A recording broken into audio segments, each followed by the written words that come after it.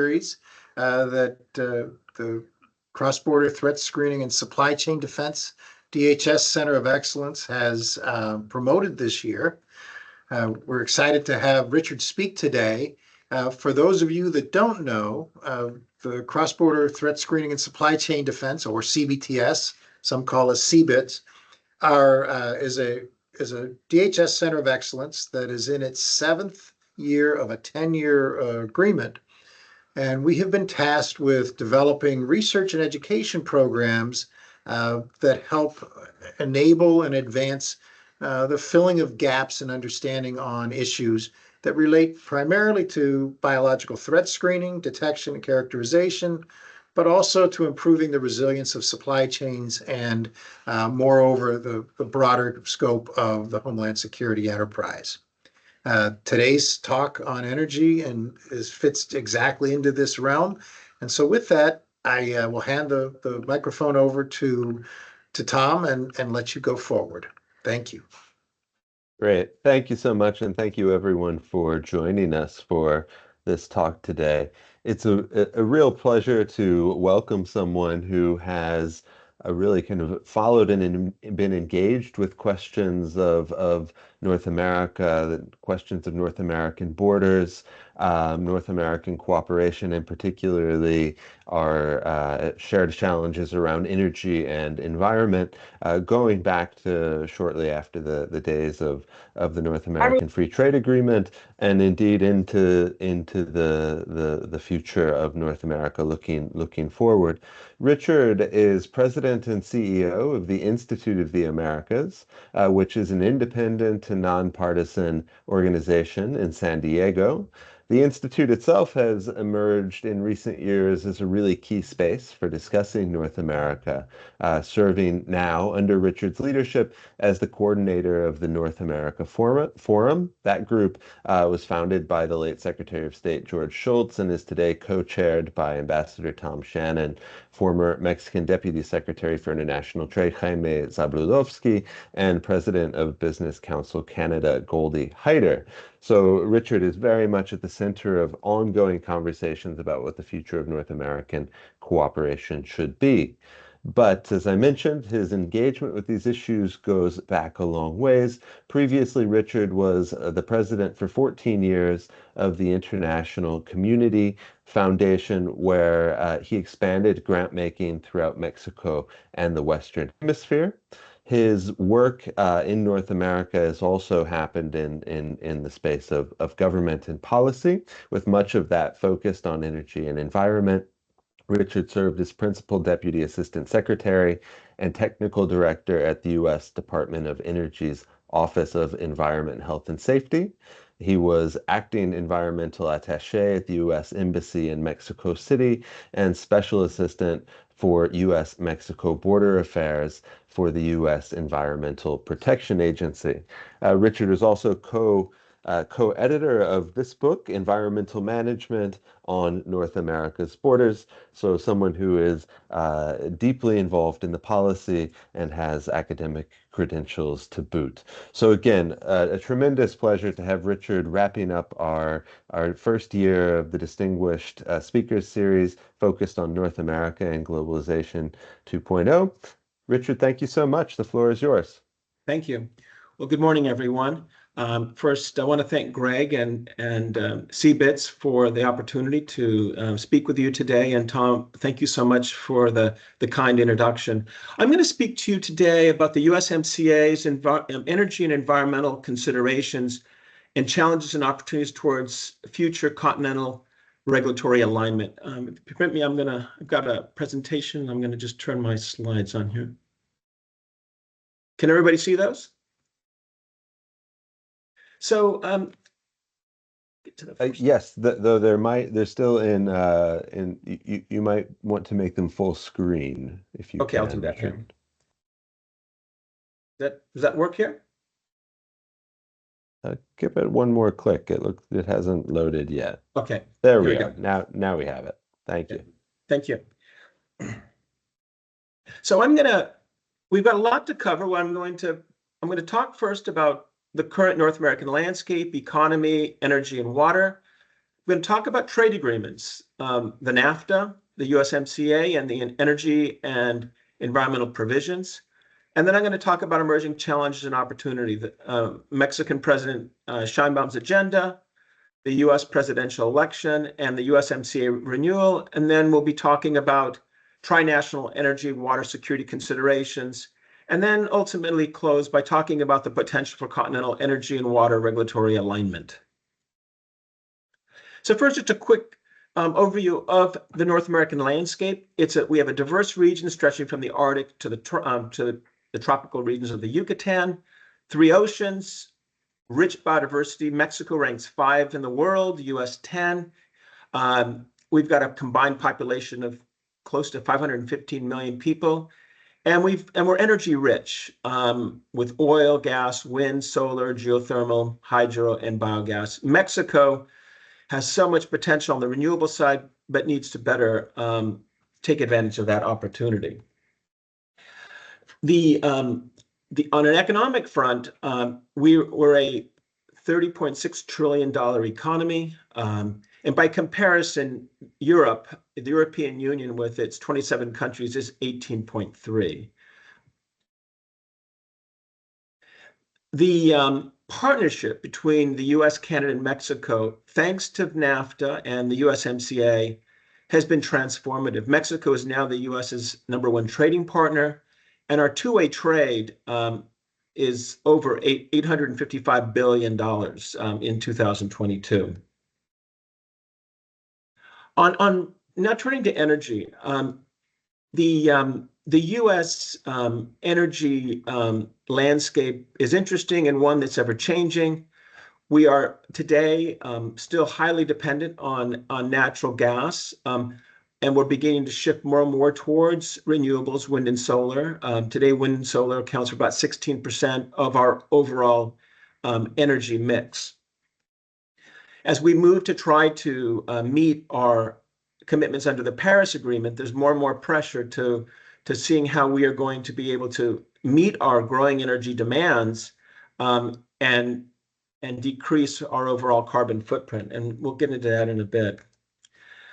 This is an interesting slide that just shows the growing electricity consumption in the United States over time, even during boom-bust years. This is very important because as we start to look at issues of North American integration, it's becoming increasingly clear that we need to work on a continental basis to begin addressing some of these cross-border energy demands.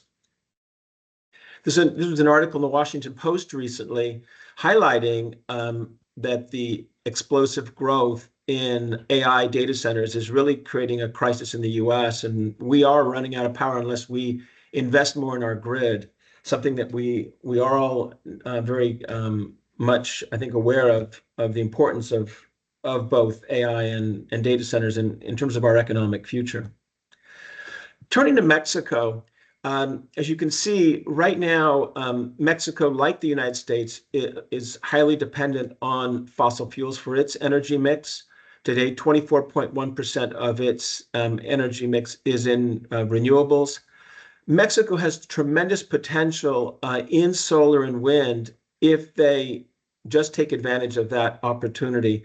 That will require a lot of investment, and absent the government's ability to do that, it's going to require investment by investors, both foreign and domestic, something that will be relevant as we get into our discussion in a bit.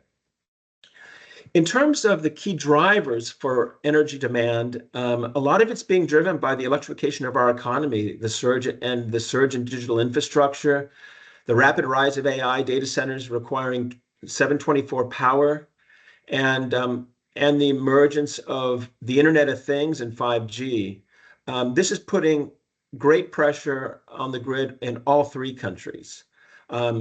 How will that be met? Well, through expansion of renewable energy and hybrid energy systems, grid modernization, including cross-border interconnections, and investments in energy storage. Some of our big bottlenecks is the aging infrastructure across North America. We've got transmission bottlenecks, both domestic and cross-border. We've got challenges with energy storage, and obviously one of the big problems with solar is the intermittency issue, as well as wind when there's no wind. This is why energy storage is critical, and there's amazing advances being made in terms of energy storage, and this is an area I think of a lot of opportunity, but it requires investment.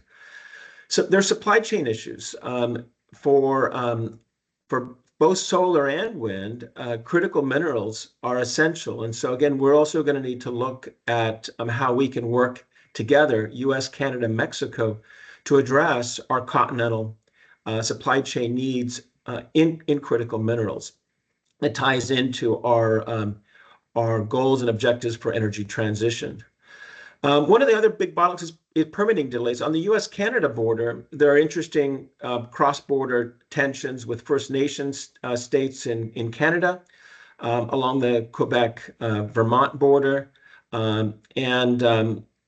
We also see other politics on that front related to natural gas and wind on the Mexican border, which I can get into. On the Mexican side, we've got outdated grid infrastructure and regulatory barriers, including the current government's policies favoring state-owned utilities, in particular CFE and Pemex, that are impeding private investment in renewable energy. This is going to be relevant as we get into discussions related to the USMCA. So in terms of cross-border interdependencies, today, U.S. natural gas exports to Mexico are integral to Mexico's energy mix. Mexico is highly dependent on U.S. natural gas, which is actually a good thing, because the natural gas from the United States is far cheaper than Mexico's ability to be able to explore and develop that resource on its own. Mexico still is highly dependent on the U.S. for oil refining. And Mexico is begin doing some exports of renewable energy on the California border. In particular, there's a wind farm that was developed by Sempra that is providing clean energy to the California grid. On the U.S.-Canadian border, obviously the U.S. Imports oil and gas from Canada, and also imports Canadian hydropower, in particular from Quebec to the U.S. Northeast. I'm going to talk now about water. So in the context of water, this is a resource that, while it's highly important, we're not managing it well. 59% of overall groundwater consumption in North America is in irrigation, and often it's being used for irrigation of crops that are not necessarily providing a lot of value add in economic terms, and consuming a lot of water per acre foot. In the case of the United States, 40% of our water is being consumed in agriculture. In Mexico, it's 75%. In the case of Baja California, neighboring California, 81% of its water is going to agriculture, and they are 95% dependent on the Colorado River.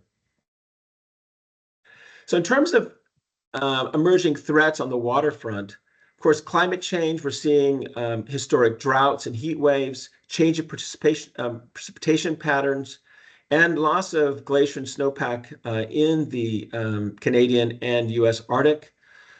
We've got an overuse of groundwater. We've got serious problems with water pollution, and that's not just in terms of groundwater, also in the Great Lakes, which is creating some transboundary challenges for US-Canada.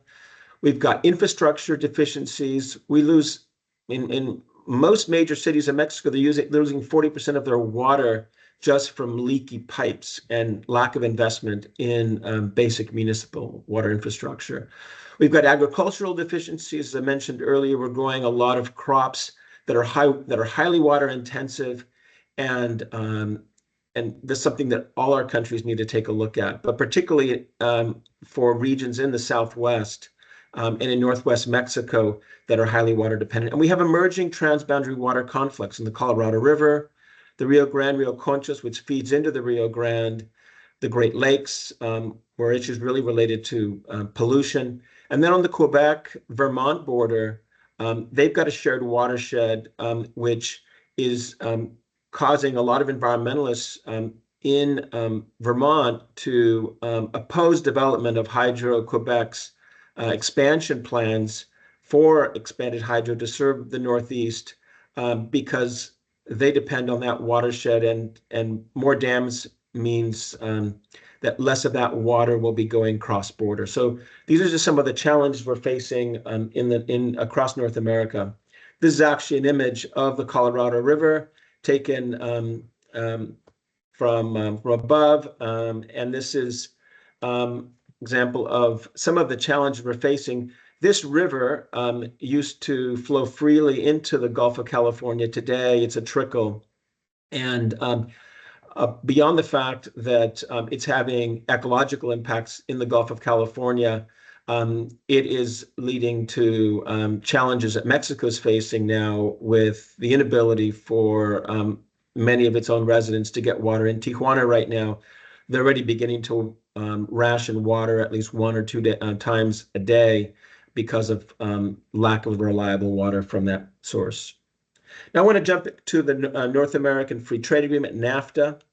NAFTA has been incredibly valuable as a trade pact for all three countries, but particularly for Mexico. It transitioned Mexico from one of the most protected economies to one of the most open. It dropped its tariffs on average from 10% to 2.5%. And it became, as I mentioned earlier, the US's #1 importer.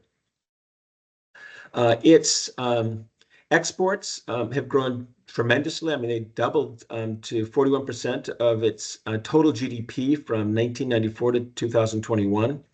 So NAFTA and the USMCA that followed have been incredibly important to Mexico's economic future. But one of NAFTA's blind spots was economic inequality and poverty in southern Mexico.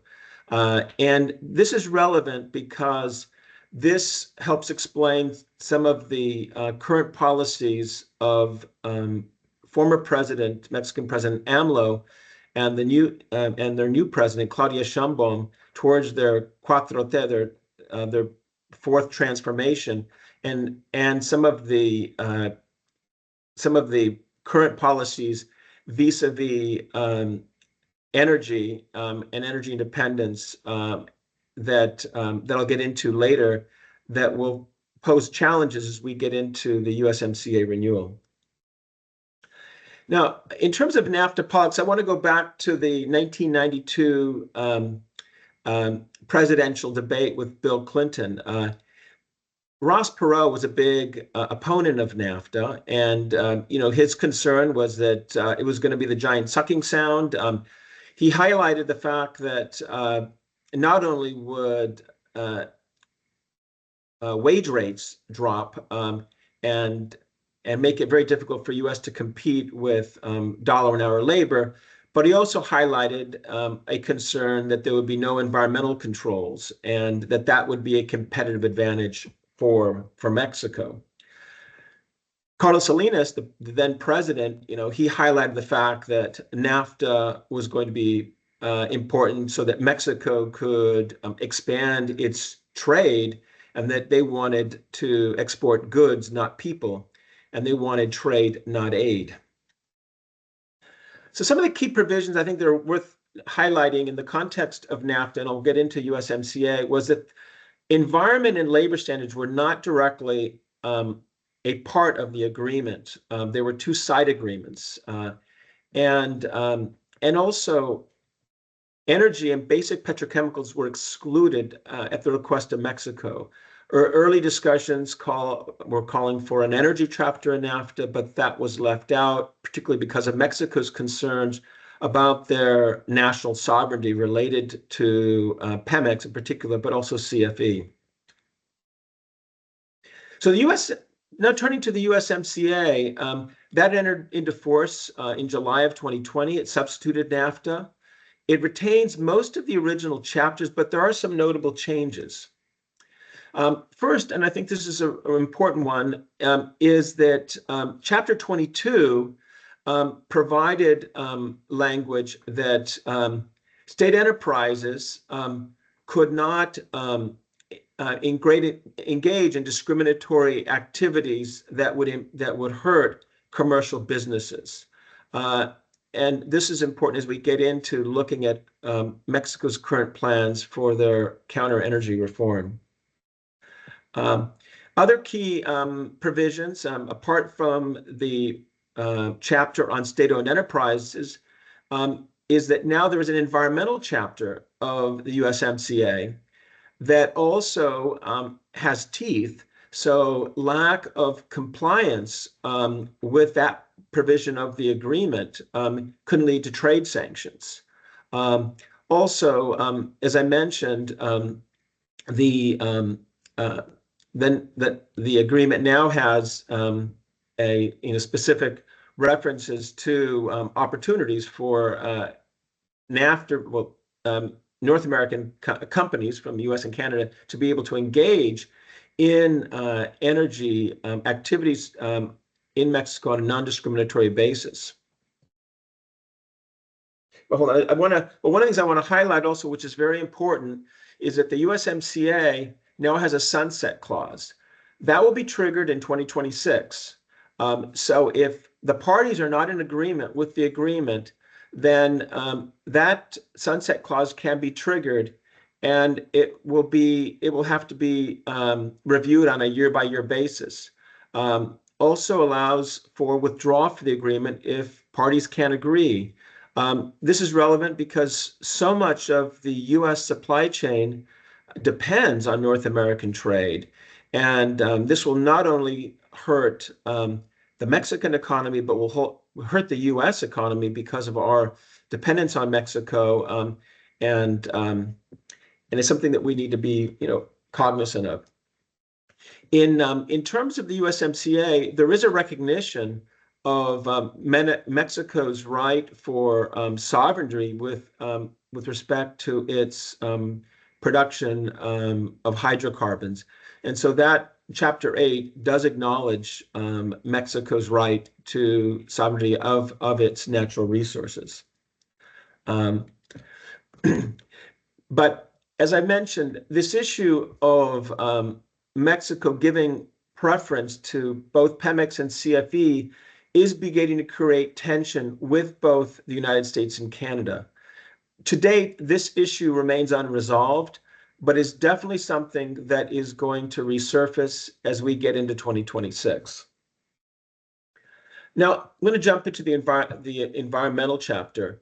So the Chapter 24 of the USMCA highlights the fact that while countries may have their own environmental laws, they cannot fail to enforce them in a way that could impact trade or investment between parties.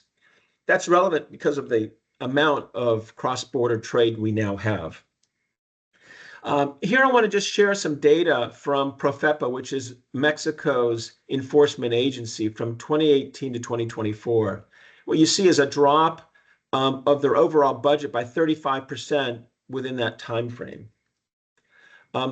Also, there was a 45% drop in the budget for inspections, and a 74% drop in fines collected by those by that enforcement agency between 2018 and 2022.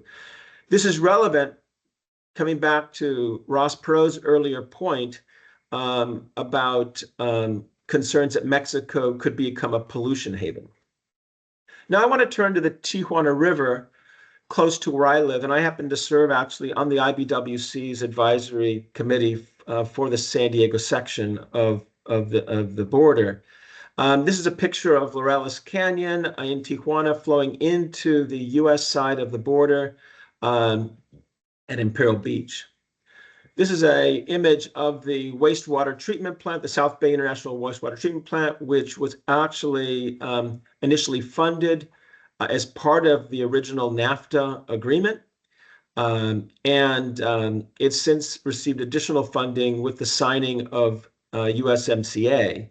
I highlight this little dot on the map of Stewart's Drain. I'll get to that in a second. So this is data. This is a chart here of Mexico's permissible standards for permissible limits, rather, for heavy metals. And this is data collected at Stewart's Drain on the US side of the border of levels of heavy metals, arsenic, cadmium, chromium, lead, mercury, nickel, that exceed both US and Mexican limits. So while Mexico may not be collecting this data as readily as they should because of the recent budget cuts, this data is being collected on the US side of the border. And as you can see, Mexico's not in compliance with its commitments related to discharges in the Tijuana River. Now, the issues related to energy and environment have not really been adequately addressed by the current Biden administration, in part because of the help that AMLO has been providing on migration. Nevertheless, these issues are there and they're not going away, and it's something that we are going to be undoubtedly dealing with as we look towards 2026. So looking towards the future, I mean, I think it's clear that two-way trade between the US and Mexico is essential. We've got ongoing disputes beyond energy, including GMO corn. We've got ongoing environmental issues that need to be addressed. And one I didn't mention are the growing challenges of water supply that is impacting South Texas because of the historic drought that's been impacting Chihuahua and Mexico, and has made it difficult for Mexico to comply with its commitments under the 1944 Water Treaty to provide the US with water. But then we have similar issues with the Colorado River. This might require a reopening of the 1944 Water Treaty. That's something that might end up coming to a head about the time that we are looking at the renewal for 2026. Now, what happens with MCA's future will depend not just on the results of the forthcoming election in the United States, but also Mexico's new president, Claudia Sheinbaum, and her current policies vis-a-vis the USMCA and some of these issues I've already spoken about. So I want to highlight some of Claudia Sheinbaum's key points I think that are important to take note of in the context of environment and climate change. And these 10 points were actually just published last week. But one that I think is interesting, and number two, is that she wants to banish the extractive neoliberal paradigm that generates inequalities. Now, you know, there's some truth to the inequalities that she speaks about, because as I pointed out, Mexico has grown thanks to NAFTA and USMCA, but most of that growth has been into the north, to the border region and the central part of Mexico, and the south has been largely left behind.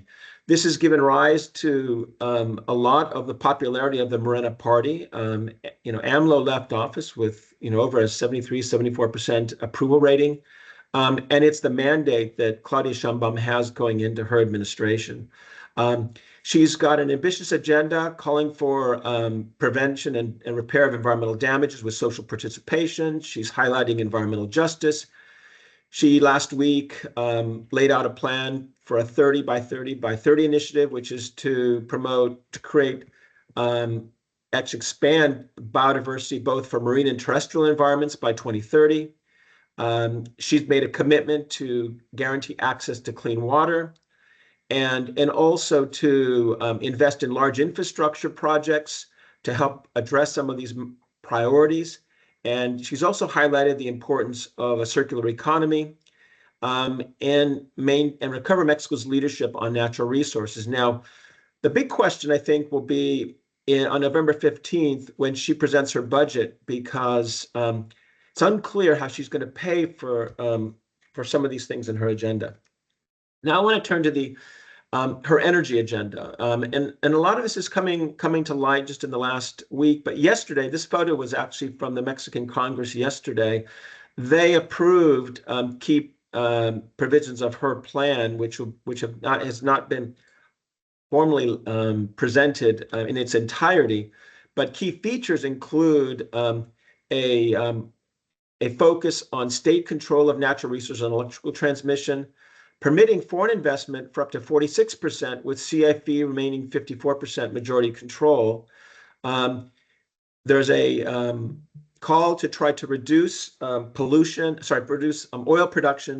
to 1.8 million barrels a day, but also to strengthen Mexico's own refineries in country to decrease its dependency on the U.S. And also, there's a ambitious target to get to 45% in total renewable energy. Current figure, including nuclear, is 35%, and also to promote electromobility. One of the things also that came out yesterday in the Mexican Congress is, and I think this is going to be an issue for U.S. and Canadian companies, is they eliminated the designation of a productive state enterprise, and now they're giving Pemex and CFE a mandate to focus on serving the public and the environment. So these other social factors may make those companies look at other metrics for growth, and also could impede their ability to get outside financing, which they're both going to need for some of the infrastructure they need in the years ahead. Now, turning to the U.S., we'll know in a month who our next president is. I think with Kamala Harris, I think we can count on USMCA continuity, but with negotiation of some of these outstanding issues. And Catherine Tai from USTR has already indicated that some of these issues are going to have to be addressed. On the issue of border security, obviously, she's highlighted the need for humane but just immigration reform. Trump has highlighted in his campaign rallies the need to renegotiate failed trade agreements. Interestingly, in Project 25, there's a point made about promoting a greater integration of North American integration of energy policy and promoting expanded grid for the continent. And while Trump signed the USMCA, its continuity remains in question because of some of the proposed trade tariff hikes that he's proposed on the campaign trail. This is actually from the Republican platform, and as you can see, there's a call for fair and reciprocal trade deals. So if you look into some of these contentious issues related to environment and energy, these are going to be hot button issues as we get into discussions on USMCA renewal if Trump is our next president. As sort of in summary, I think that irrespective of who becomes president, Mexico is going to face renewed pressure on the issue of energy and also possibly environmental issues unless Mexico takes proactive steps to address them in the next couple of years. There was a great op-ed today in the Mexican paper Heraldo. Mexico's former ambassador to the U.S., Martha Barcera, highlighted the fact that currently in Mexico, there's not the same appreciation for how dicey and the political situation is in Washington related to USMCA. So this is something that Claudia Sheinbaum's new ambassador is going to have to really take a look at. Turning to sort of issues of North American trinational security on energy and water, as I mentioned earlier, energy transition and grid stability is going to be super important. All three countries face threats of cyber attacks on both our energy and water utility infrastructure. This is a reason why we need to work closely together. All three countries have aging infrastructure. And in terms of energy supply chain disruptions, we saw what happened with COVID. We need to look towards, as we move to meet our Paris goal commitments, look at how we can bring new renewable energy resources online, decrease our dependence on fossil fuel, and also become more climate resilient, because all three countries are facing climate-related threats, and there's a strong nexus between water and energy. You need to produce water, we need energy, and increasingly that's going to have to come from renewable resources. We're already seeing how drought is impacting Mexico, the US Southwest, and even parts of Canada. So to close, I want to leave you with just the thought that, in this current environment of changing geopolitics, we need to move towards more nearshoring, friendshoring, bringing our manufacturing operations closer to home. And there's a great opportunity in doing so to expand the economic opportunities for Mexico and Canada. For the nearshoring to be successful in North America, energy and water resources are going to be absolutely critical. The Institute of the Americas that I had recently did a study. We surveyed 37 key companies with existing operations in Mexico and some that were looking to invest. And energy and water were among the key priorities, including also regulatory consistency and security issues. But again, if we want to seize this opportunity, which is a once-in-a-generational opportunity, we need to put more attention to how we can bring more energy online and how we can use water resources more responsibly. Mexico is to be able to achieve what it wants to do on nearshoring. It's going to have to upgrade its electrical grid. It remains to be seen if they're going to have the resources through public spending to be able to do that. And they're going to have to rely, I think, a lot on inward foreign investment. How they're going to do that with the government maintaining 54% control remains to be seen. But that's one of the challenges ahead. So with that, I'll close and we can take some questions. Thank you. I'm going to stop sharing. Great. Thank you so much, Richard. There you go. We've stopped sharing now. Thank you so much for that excellent overview. You've covered a lot in a very quick talk and left us plenty of time for discussion. I'd just like to remind everyone, you can either type your question into the chat, that may be easiest, but if you'd like, you can also note that you would like to ask the question directly, and you should be able to do so. We should be able to enable your microphones. While people are gathering up their questions, Richard, I wanted to ask, in a sense, what you might see as specific hopeful examples of cooperation on infrastructure. You mentioned, for example, in Mexico, huge problems with leaky pipes, kind of very basic infrastructure. Are there any examples of kind of regional cooperation on water, on energy infrastructure that might serve as models for expanding that type of cooperation? Yeah, no, thanks for the question, Tom. I think in the San Diego, Baja California, what's referred to as Cali Baja, there's a lot of really active discussions going on, both on energy and water. Let's first look at energy. As I mentioned, currently, Sempra Energy is providing renewable energy resources from their wind farm in the Rumarosa of the Baja California mountain region to the California grid. There are obviously amazing opportunities for Mexico if they lean in on renewable energy, as Claudia Sheinbaum indicates that she has an interest in doing, because the Baja California Peninsula is off the Mexican grid. It's like an island. And so that provides maybe an opportunity to maybe pilot some things that may be more politically viable there than in other parts of Mexico. As I mentioned from the onset, Mexico has so much potential on solar as well as geothermal if they just exploit those resources.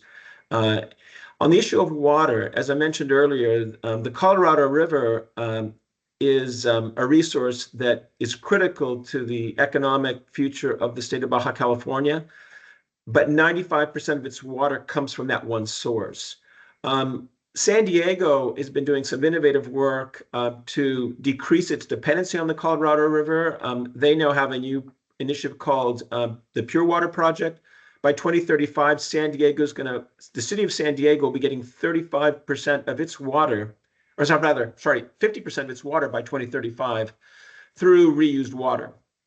And I think there's an opportunity for Mexico to learn from that, because today all of the water coming off from the Tijuana River that's flowing cross-border to the Tijuana River in Imperial Beach and to the wastewater treatment plant could be recycled, and it would also decrease some of the tensions that Mexico has right now with the U.S.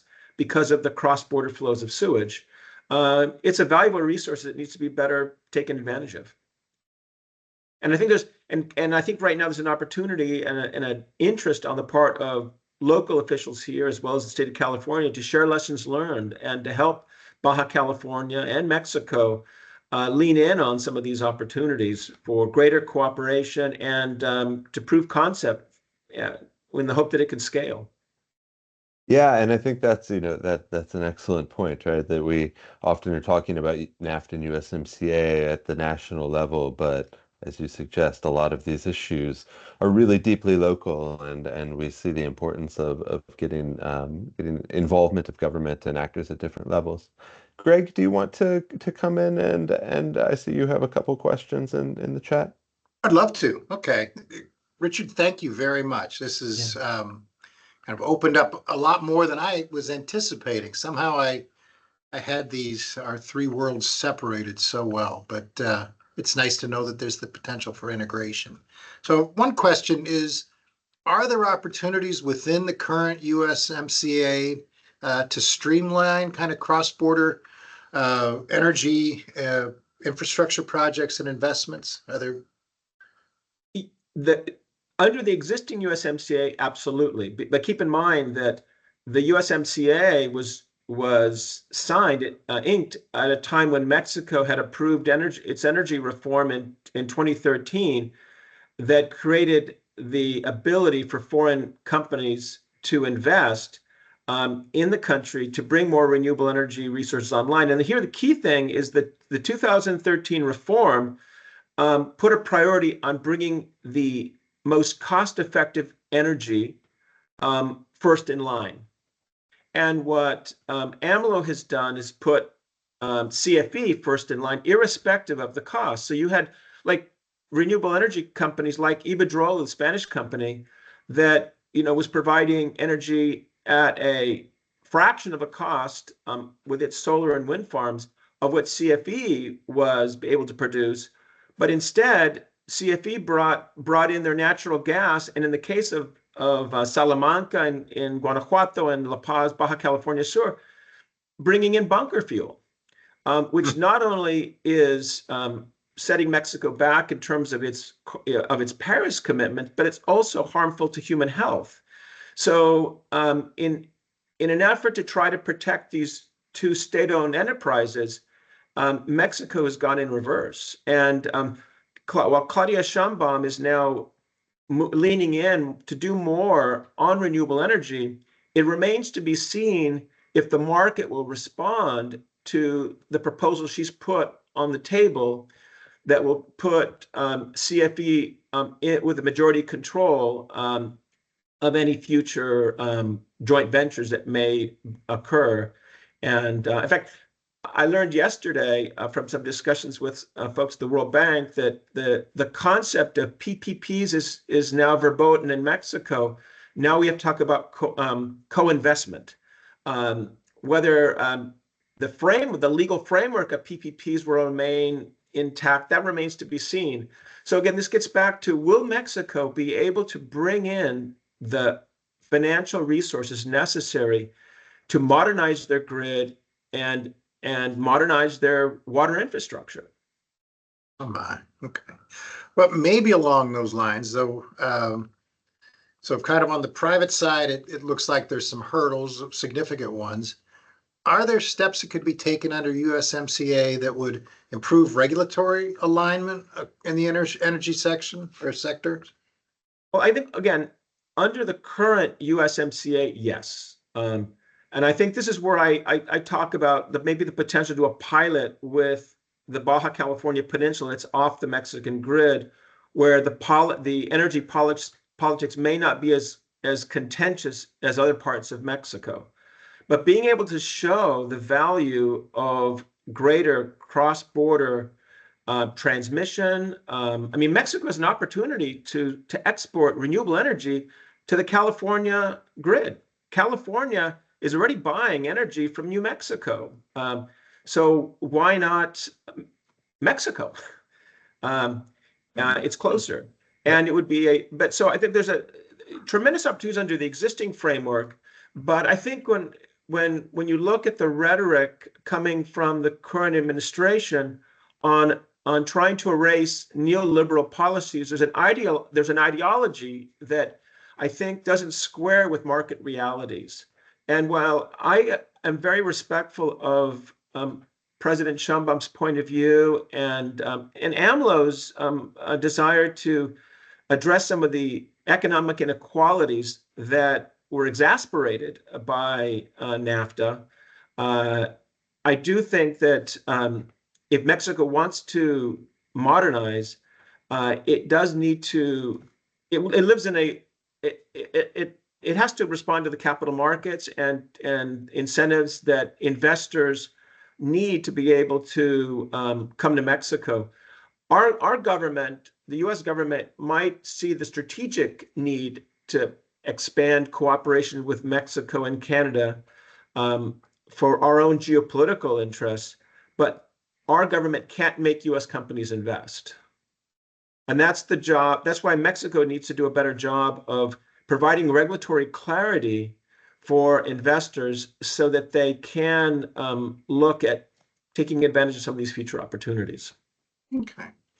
Maybe one last, Tom, just cut me off anytime you want, but just kind of along these lines, with the 2026 review coming up, and I know the politics kind of step in the way and uncertainty related to those issues, but are there elements in the review that might have an impact on the energy sectors and provisions in terms of improving cooperation across North America? Well, I think, and look, and I believe we need to find those areas of opportunity. I think we need to engage Mexico in a proactive way to see how we can work within their construct to help them with these infrastructure needs that they're going to have. Again, whether that squares with what companies need to be able to make investments remains a question that we need to resolve. But I think that's where I think the U.S. government, think tanks like ours can lean in and get more involved, because regional energy security is critical to our future. And especially with our growing data needs, all three countries need to make investments over the next decade. We need more renewable energy to come online. Mexico, as I indicated from the onset, they have enough renewable energy potential to cover all of their needs and then some. But they need to seize that opportunity. Right. And one of the realities is that the Mexican government is now facing a huge fiscal crisis. AMLO left Claudia Sheinbaum with a deficit of 5.8%, nearly 6%. She's trying to bring it down to 3.8. That's going to require more austerity. Pemex used to be the cash cow for Mexico. It no longer is. It's actually the most indebted oil company in the world, with close to $110 billion of debt, and it's going to require a lot of restructuring. So Claudia Sheinbaum has a number of challenges ahead. I appreciate where she's going with her vision. She's a climate scientist. She's got a commitment to climate action, but whether she can bring that to fruition I guess remains an open question, and I think we'll get the first indication of that on November 15th when she presents her budget to the Congress. I Thank you wanted so to much. maybe take a look north in the last few minutes. So we spent a lot of time Yeah. talking about Mexico Yeah. for obvious reasons, Yeah. and that's been in the headlines in terms of energy Yeah. and environment. But for a long time in North America, the headline issue around energy was U.S. Canada. Yeah. It was about Keystone, Right. and so I'm wondering, kind of, what is the state of play there? Are we in a kind of post-Keystone moment or post-Keystone era in terms of U.S. Canada? What opportunities might there be to move beyond that, emphasizing renewables kind of outside of the kind of northeast Well, connections? thanks for that question, Tom.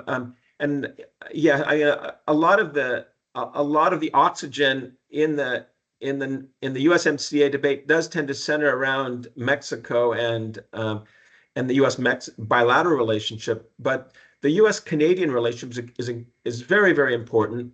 Obviously, the U.S. relies a lot on Canada for natural gas. And the Keystone Pipeline, is an issue that's still on the forefront. A bigger issue is related to critical minerals. Both Ontario and Quebec have tremendous strategic mineral resources. Quebec, for example, has major deposits of cobalt. And Canada has the ability to provide cleaner cobalt to North America that does not have the same blood on its hands, but they have their own First Nation issues. Getting mine projects approved in Canada takes time. It requires a lot of community engagement, and the U.S. can't take Canada for granted. I authored a paper last year looking at some of the subnational challenges in Canada related to nearshoring. And while the U.S. is anxious to tap into some of Canada's rich strategic minerals, Canada doesn't want to just be a supplier to the United States. Canada wants a piece of that supply chain to build EV batteries in country. So this is actually something I think that the U.S. and Canada need to discuss at greater length. Canada is going to be making huge sacrifices at the community level to open up some of these mines. And in exchange, Canada needs to get something for it. Great. That's fascinating. Something we hadn't touched too much upon. So that's great. Do we have any closing questions? It's been a fascinating discussion, but it'd be nice to get something else from the audience in the last few minutes if there are any burning questions out there.